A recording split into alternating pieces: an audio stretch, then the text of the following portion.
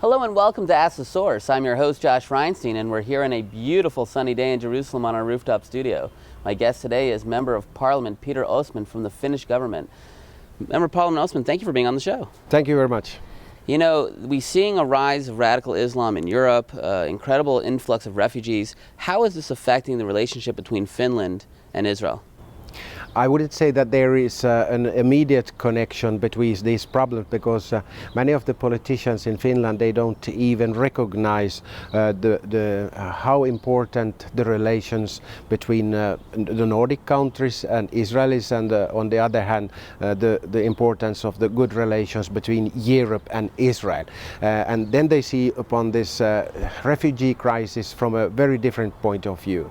You're an outspoken advocate for the State of Israel in the Parliament of Finland. You're a member of the ECPM, which is a faction in Europe that stands with Israel. Tell us, our viewers, a little about what is ECPM.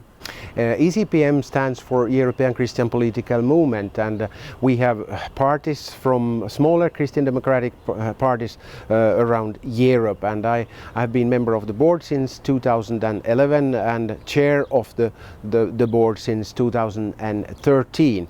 And from taking in count that we are all representatives of Christian political parties, it is a natural choice for us that we stand behind Israel. You know, we hear a lot about in Israel about the concept of faith-based diplomacy. That's people who believe in the Bible standing with Israel. How much is your faith part of your stance when it comes to Israel?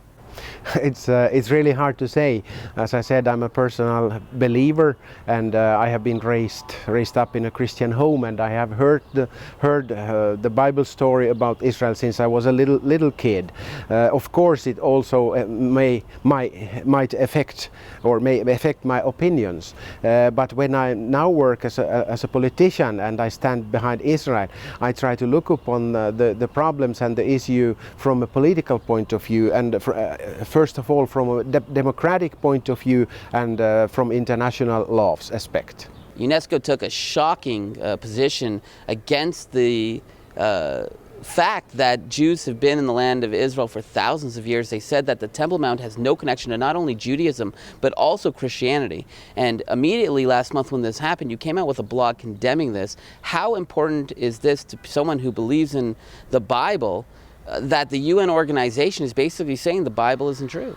I would say it's important for all of us who believes in the Bible, but it should also be important for those who don't believe in any religion, but who nevertheless in Europe and in the Nordic countries we speak much about the importance of freedom of religion. And when it comes to freedom of religion, I think that also the decision should be made upon a democratic base. And this decision is for sure not built upon democracy, because the executive board of UNESCO has at the moment 58 seats, and the Nordic countries are represented by only one and that's from Sweden. And the decision recently made will be considered again at the executive board, and we are working on that the Finnish government's opinion or resolution on this issue would be taken in count also. You know, one of the things that we see in Europe is that it's becoming increasingly Islamic. Europe has always been seen as a Christian country, yet if you look at Belgium and Holland, in 20 years they'll be majority Muslim countries. What is the future for Finland in Europe? Well, let's say at the present moment 75% of the Finnish population belongs to the state church. Actually, the church and the government is divided, but nevertheless the Evangelical Lutheran Church and also the Orthodox Church is supported partly by government. But at the present moment it looks like they are going into a very liberal direction, and the political parties has taken over the decision making also in the Evangelic Lutheran Church. I'm a member of the Evangelic Lutheran Church, and I feel sorry for the choices they have done in the past years, because when it comes to the problems and issues about Middle East, they don't really know the facts and the history about the state of Israel. They don't know anything about the San Remo agreement. They don't know what happened immediately after Israel got their independence. They don't know the real facts about the borders from 1967.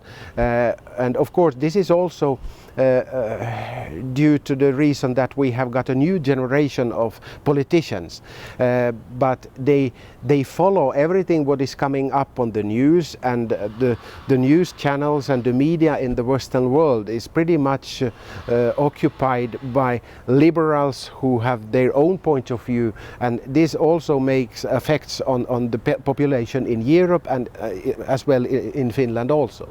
You know, there are literally tens of millions of people watching this show. What message do you have for our viewing audience? To stand behind Israel. We need to stand behind Israel, not only as Christians but also as politicians. And when we know this problem with the secular media today, we need to be awake, write articles, and to share the information what we have, and we can do it by social media quite effectively today. If the mainstream and the main media is not ready to share the right facts, we have this opportunity to share, and it is also a duty and task for us as Christians and as politicians. Thank you for being on the show, and thank you for tuning in to Ask the Source. I'm your host, Josh Reinstein. Now back to the studio.